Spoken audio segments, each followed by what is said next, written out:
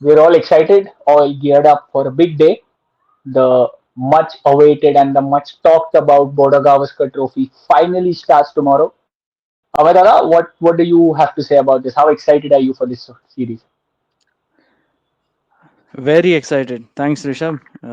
Yeah, very excited. Considering the fact that the results in the last two Border Gavaskar trophies down under have been in our favor, so this makes it even more exciting. Also, the fact that this is the first time the Border Gavaskar trophy is for five tests, so that even makes it even bigger. Any results are possible, so a team that starts early does not necessarily have an advantage. After two test matches, if a team is winning all both the two test matches, it doesn't mean that the series is in the pocket. So it makes it even more exciting. Also, the fact that the Australian media has taken this series very seriously. It seems with our cricket stars on their newspapers. It seems like they were awaiting for this revenge ever since Rishabh Pant hit that four in Gaba 4 years ago. But you think this is traditional the Aussie attitude, right? They try to break you down mentally before you actually step onto the field. Headlines being in regional languages like in Hindi.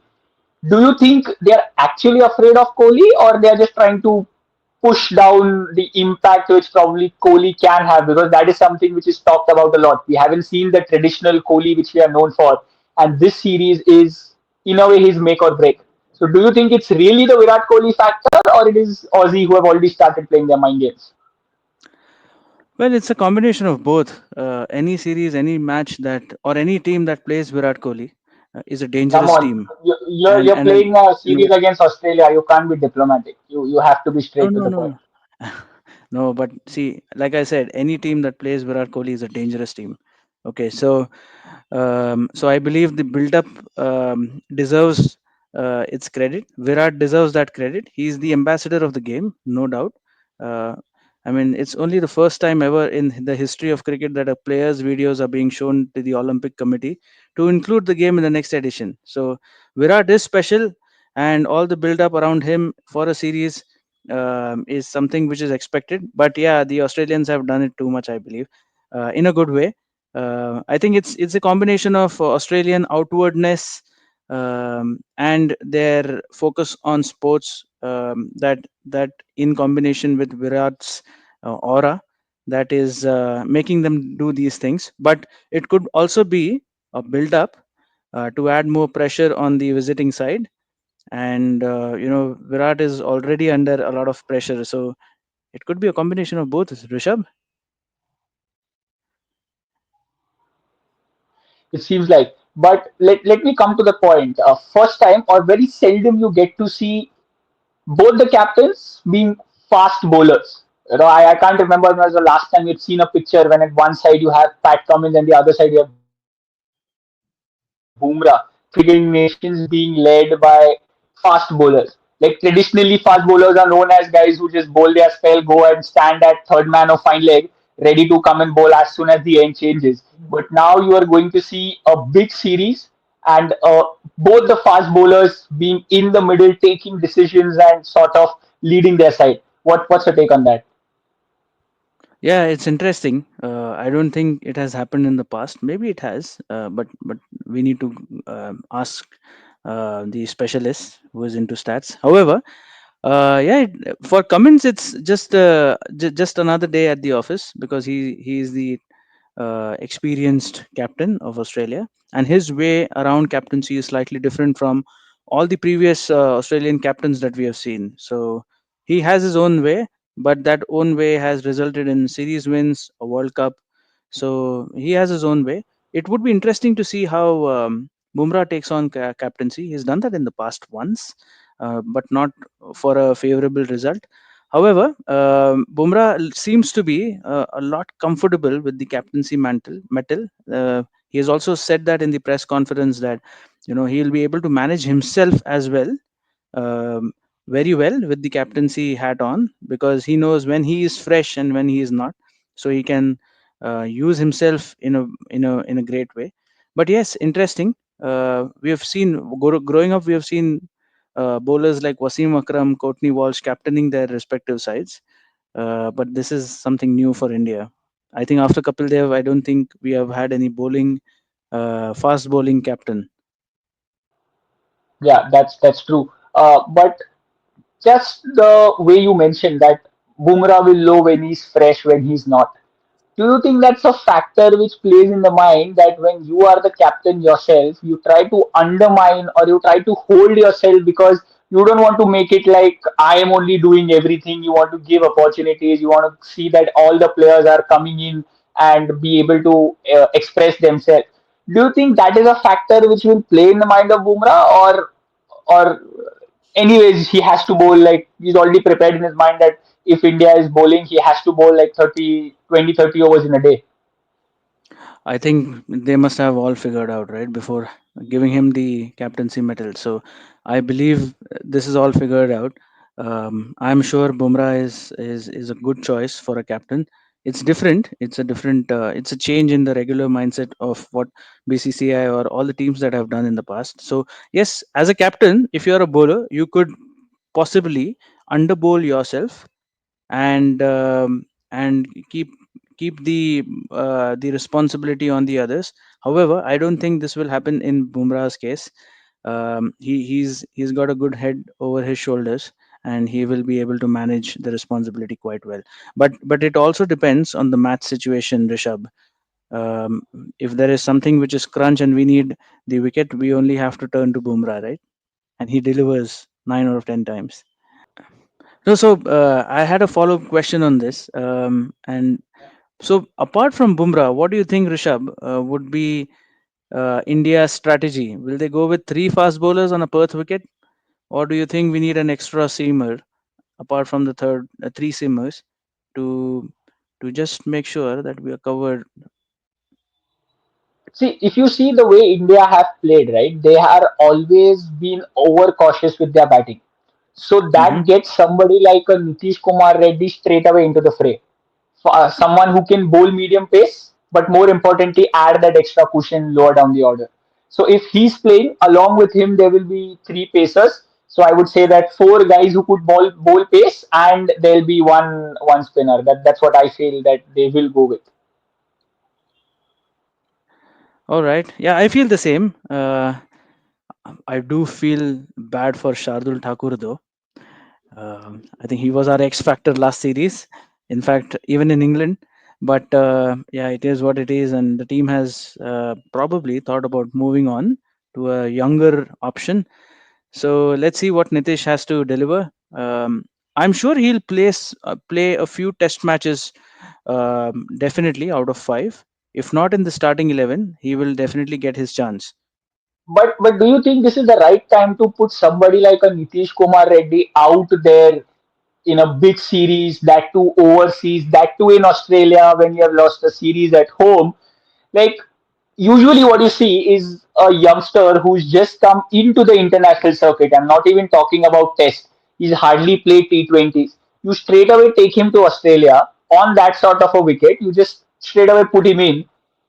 If he does not live up to the expectations, he'll probably dent his confidence. So, do you think this is the right thing to do? Is it a calculated decision or it's a move out of desperation? I think hmm, yes, that's a good question. What I feel is, see, you'll have to take some risks here. Okay, so playing Natarajan, playing Washington Sundar, playing Shardul Thakur in the last series, um, it was a gamble which paid off. So this gamble could pay off. Now remember, Nathan Lyon had played only a handful of first class games before he made his test debut. And we know what Nathan Lyon can do, right? And what he has done in the past.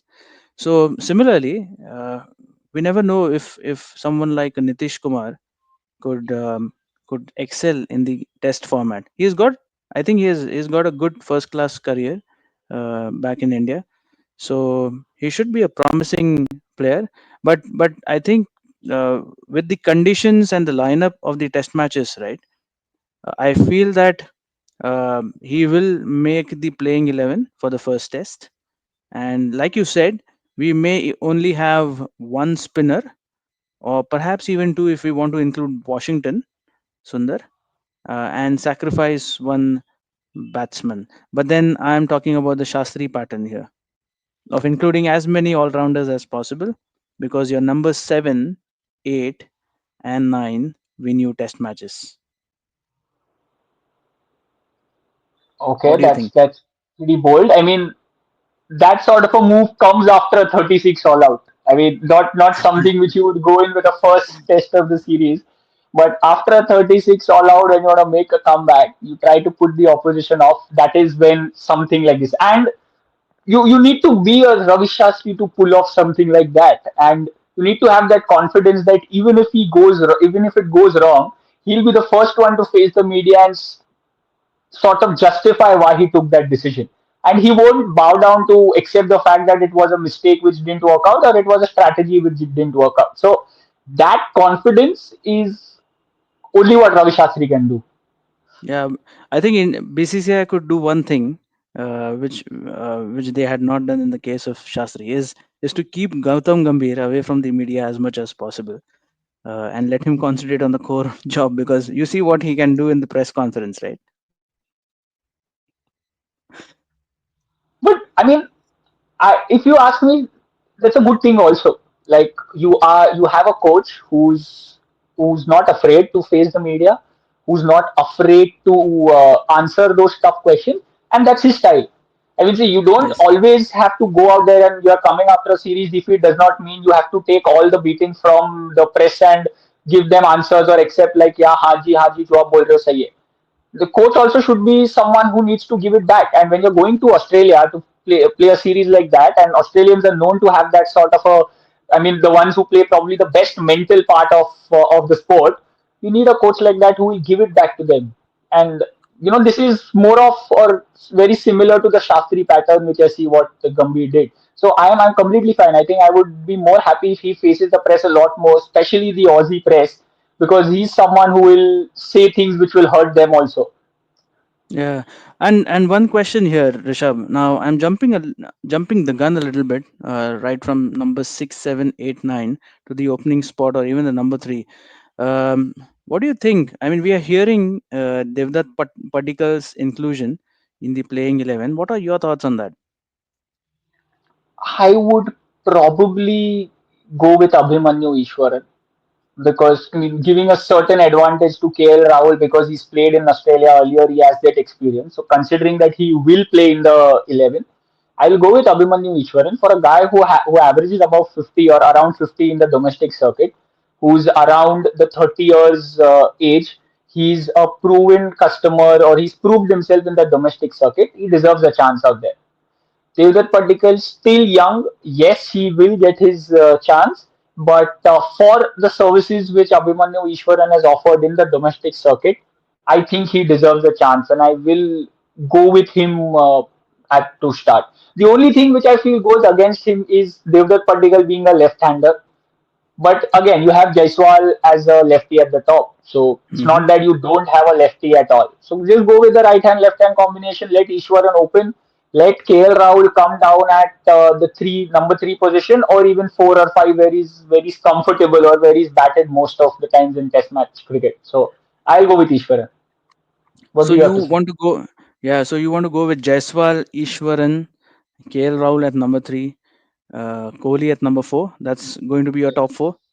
Yes, absolutely. So you're saying Jaiswal, um, Ishwaran, Ishwaran, KL Rahul, and Kohli are your top 4. absolutely. And who are you going to play at number 5?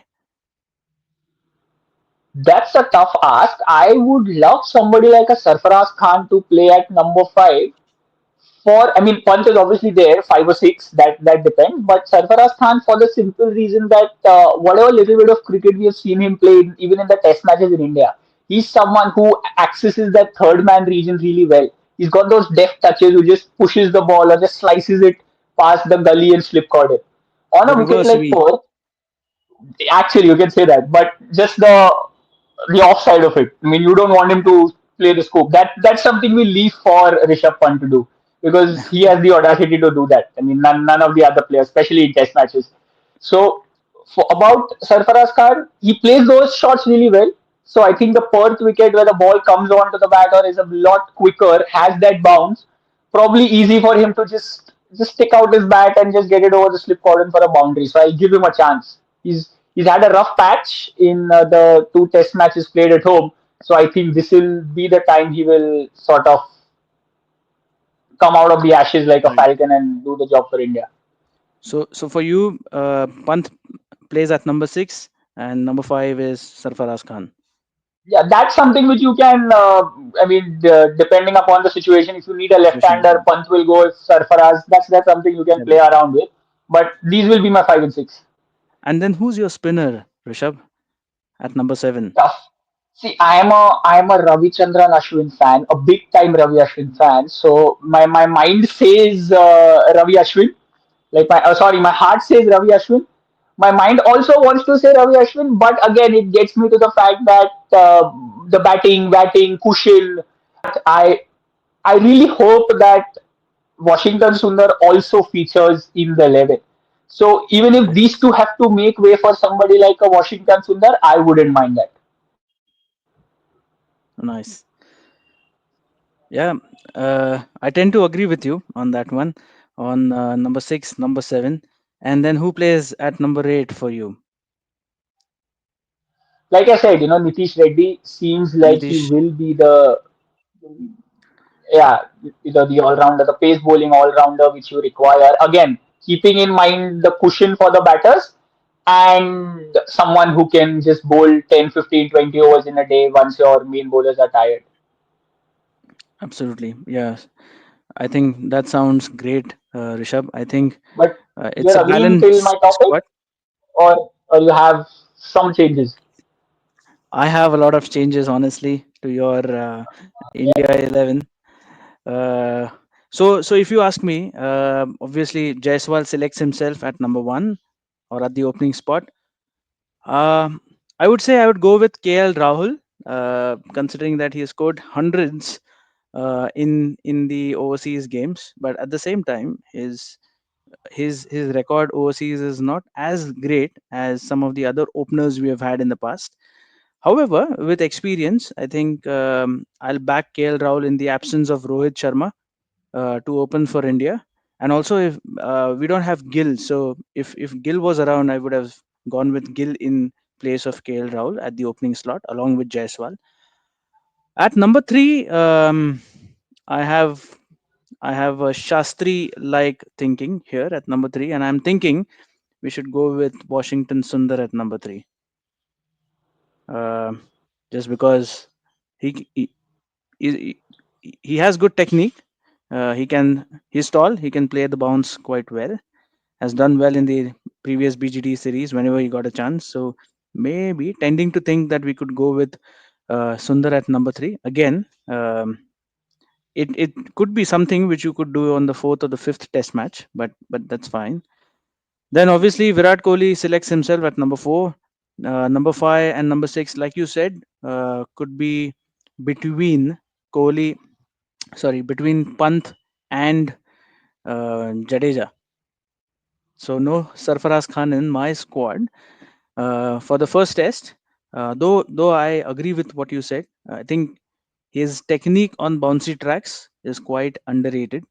Though he is short, but I think short batsmen from Mumbai have done quite well in Australia. Number 6 is going to be Jadeja. Number 5 is Pant, obviously. Number 7, I'm thinking that we could go with Nitish. Okay, we could go with Nitish just to add that fourth seamer in the side. And then I would like to have Ashwin in the squad at number 8 because of experience, and I still feel that his best in overseas test matches is yet to come. So I feel that he needs to be at the number 8 position. Um, Number 9, number 10, and 11 is with Bumrah, Siraj, and Akashdeep. Those would be my three fast bowlers. There is a temptation um, to play Prasidh Krishna between Siraj and Akash, but considering that they have more experience than Prasid. I would go with them for the first test at least. But I'm sure Prasad is going to play one of the five test matches for sure, depending on what form Siraj and Akash hit in the first two test matches. That's my playing 11. What do you think? What's Yeah, your review on the playing 11? it's good. I'm just concerned about the batting because at number three, if you have Sundar, you're playing one less batsman in your top order, and then you are playing Ashwin as well as Jadeja. So the specialist batting tag somewhere is sort of ending at number five with Pant, and out of the top five also one is Sundar. So you're just playing four specialist batters. Then there are three, four all rounders you're playing and three pacers. So that's a brave decision. I mean, that's something which you can do if you are leading the five match series 3-0 or something. But to start off, especially when you have your back against the wall, it will be a very brave decision if Very brave. something like See, that if happens. you don't want to be that brave, you could possibly think about replacing Ashwin with Sarfaraz Khan. So you add a batter. At the same time, you have Jadeja, who is a left arm spinner, who is kind of a leg break option for you. And then you have Washington Sundar, who is an offie, and offies have generally done well against Australia. However, if Washington Sundar has to miss out and we want to play a specific batsman, then I would go with Ishwaran or even Padikal because of all the noise that has been made about Padikal doing well in the India A matches. Also, I think his back foot play is very good. I'm personally a fan of Padikal. I like what I have seen of Padikal over the years, and I feel he's got really good technique. He's very orthographic to look at, so it seems like he can play. But Ishwaran has done well as well. We could sense those Bangalore vibes coming in from you while you were talking about medical. Yes, of But course. but I think it's going to be a tough call. I think, but that gets me to talk that we're talking about the playing 11. But there's one factor which we have not spoken about at all is the wicket. Earlier, the old Waka, now they have moved on to the Optus Stadium. The old Waka with a traditional wicket, fast, bouncy track, the new one having a drop in pitch, which we have seen not really performs the best because how much ever natural you say it's a synthetic thing, right? It's not something which is being prepared there, being prepared somewhere, you get in and then lay it down. What do you think will be the difference, or how much do you think that the drop in pitch factor will make an impact in this game? Will we see the vibes of the traditional Waka, or those memories will only remain memories and there'll be something new which will unfold here? Well, I'm sure it's not the fastest wicket anymore, which it used to be in the back days, until the mid 90s or even the mid 20s, 2000s, I would say. So it won't be that fast. However, what I feel is bounce is always there, even on Sydney, right? The bounce is a factor in Australia always. So I believe, yes, what you said is going to matter. But at the same time, I have also seen that there was rain a couple of days ago. So the curators have not been able to prepare the pitch to their liking. So maybe they would go like the Australian curators do. They would take a middle ground between bat and ball and prepare a pitch that gives equal chance to both bat and ball. But having said that, it's going to be tricky, which also makes me think about the schedule. What are your thoughts, Rishabh, on the schedule? We start with Perth, then we move to Adelaide, where we would certainly like to make more than 36 runs, and then we move to Brisbane, where we had broken the command of Gaba, and then we have our more friendlier pitches like MCG and SCG. So, what do you think is the strategy behind Australia putting that schedule? See, I think they are trying to break the back of Indian team in the first three tests itself. We all know Sydney is a competitive wicket where if you bat well, you can even draw a test match. Similarly, with MCG, long boundaries, basically, if you're already fatigued, it can get difficult. And that those two test matches are more of like your holiday mood because it's a Boxing Day and the New Year's test there. The first test at Waka, you come and make them play on probably the fastest pitch, which traditionally has been the fastest pitch. We'll need to see how it plays. So you're already trying to push the opposition on the back foot. Then you go to Adelaide, where it's a day and night test. So the pink ball, where you're trying to push them down with the movement, the lateral movement. And then you take them to Gabba, which has ideally been your fortress. Yes, it's been taken down once in the previous series, but there's always a chance to make a comeback, right? You win 20 tests, you lose one. Yes, you have lost one, but you still have that history of winning 20 out there, right? So they know that it's this their happy hunting ground. So in the first three tests itself, they're trying to take down the opposition before you go into, like you said, the much more friendlier, or let me say, the much more competitive venues like the MCG and SCG. Yeah, true. That's correct. Also, now that we have thought uh, discussed about the India 11, what are your thoughts on the Australia 11? Um, do you think they have less headache in terms of choice as compared to the India 11? So Australia have named a 13-member squad already for this test match, unlike Yep. India who have like 20 odd options to select their 11 from. Out of that, you straight away know that Scott Boland might not really directly come into the game from the first game itself, considering you have Pat Cummins, Stark, and Hazelwood, who are probably your first choice pacers straight away. So with Scott Yep. Boland out, you are left with only 11 to choose from. Out of the, I mean, 12 to choose from, and out of that also, Josh Inglis will be your backup wicket keeper. So again, he'll Mhm. take a step back. So the remaining 11 select themselves. The only choice that they Right. have is there is Nathan Maxwell, who's there, 25-year-old who's selected in a spot. So it's between Josh Inglis and Maxwell, who's ready to open or who's more comfortable opening. But I think it will be Josh Inglis and Scott Boland who will Sit be out. out of the 11 for this game. What do you have to think? Right. This time, I think you'll probably agree, since there are less options for you also Yeah, to of disagree with. course. Right. So it is pretty much the same squad that you said. So Max Swinney starts in the playing 11. Khwaja, reportedly, it would be his last BGT, unless he is selected in the India tour. But looks like, considering his age, it would be his last series. And who knows? I mean, if he performs well, he may play one more series. But yes, mostly, and has done well against India, so he selects himself. Then Smith would be at number three, or maybe Labuschagne at number three, and then Smith at four, back to his original batting number. It would have been interesting if Cameron Green was fit, and then what would have they done with the prospect of playing one more seamer batter, and move Smith back to the opening spot. But again, that's a different issue. Then Marsh and Head at five and six, if you ask me. They are game changers, match winners on any pitch, any day. Um, Not just on the 19th of any month.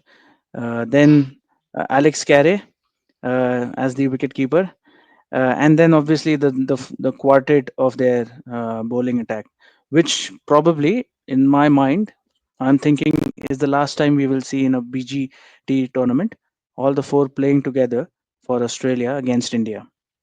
So it would be a treat to watch. If we bat first tomorrow, it would be a treat to watch these four bowlers against our batting lineup. That's On that great. note, So, Amir, yes. yeah, go ahead. No, I just asked you on exactly I was coming there. On that note, finally, as a closing, what do you think will happen in the first test, let alone the series? Let's just take it step by step, like how Hmm. Indian team likes to take it. First test, your predictions. Australia, one love. Okay. Uh, Again, I'm confused. My mind says so, but probably I'll follow my heart. I'll say it will be a draw. I don't want to hand it over to Australia so easily. So I think this Indian team will fight it out, and I'll go with 0-0 at the end of the first test. Hmm, that is interesting. And what do you think would be the outcome of the entire series? Let's wait. Let's take it game by game. Probably I'm going there with our fellow North Stand gang guys to support Team India in the last two. So I don't mind even if we are down in a couple of tests. I'm sure that there we will ensure that we chant enough and support our team enough that they can win those two to at least level the series and retain the trophy and not hand it over to the Aussies. Yeah, agree to you. Agree to you. I think whatever is the outcome, I think we both agree that Team India will not make it easy for the Australians to just take it away. If at all they have to take it away, and with the scheduling, with obviously all the odds against us, with the whitewash recently at home, um, I don't think India will bow down so easily if they have to. If even if they lose the series, it's going to be a tough tournament for Australia to win it against us.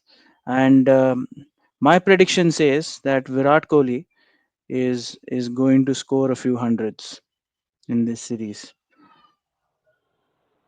We hope so too. Not a few, a lot. I think that's what we are all praying for. But No, it'll I be an said a exciting few series, no hundreds. doubt. He's capable of scoring four in one series, an average like 200 down under. So I'm sure um, he will have a good series, and he has a point to prove. Maybe there will be more newspapers at the end of the series uh, with his photo on it, Yeah, with his photo lifting the trophy. lifting the trophy. Yes. That's great, Amadada. It was nice talking with you. I think sure we'll be back with more content as the series goes ahead. But right at the eve of the test match, it's really great. I hope you have set your alarms also for the next month and a half. I hope all of you all have also set your alarms because it's going to be a big series. And hope that India perform well. Hope that India win the series and we are able to retain or rather win the Border Gavaskar Trophy. Hopefully, it will be interesting. Let's catch up tomorrow, Rishabh. See you. See you.